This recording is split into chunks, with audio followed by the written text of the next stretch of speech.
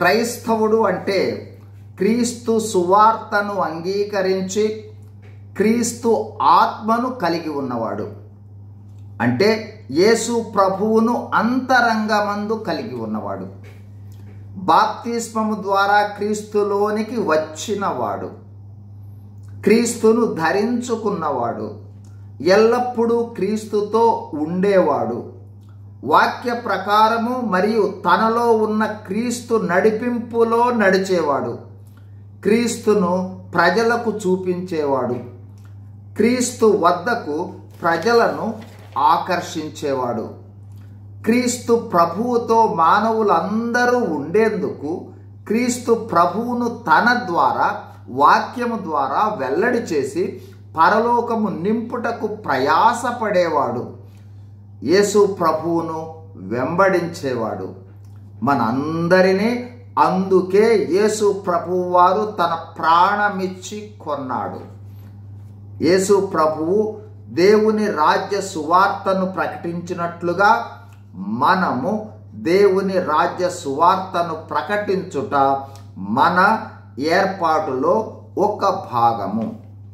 కీర్తనలు 96:2 అనుదినము ఆయన రక్షణ సువార్తను ప్రకటించుడి. క్రైస్తవులముగా అనుదినము అనుక్షణము సువార్త మన ద్వారా ప్రకటింపబడాలి, అంటే వెల్లడి కాబడాలి. అనుదినము అనుక్షణము మనం ఎలా సువార్త ప్రకటించగలము? పౌలు భక్తుడు 2 కొరింథీ 3:2 అంటూ ఉన్నాడు, మనమే సువార్తగా ఉండాలి. మనుషులందరూ మనలను చూచి యేసు ప్రభువును తెలుసుకోవాలి. వాక్యమే యేసు ప్రభువు, సువార్త యేసు ప్రభువు. మనలో ఉన్నది, మనతో ఉన్నది యేసు ప్రభువు.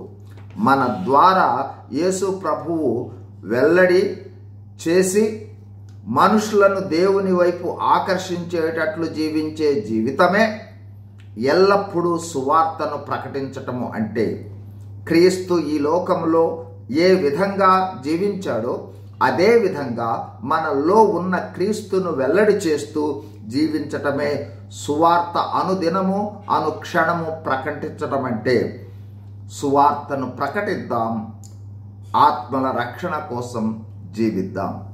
God bless you. Thank you.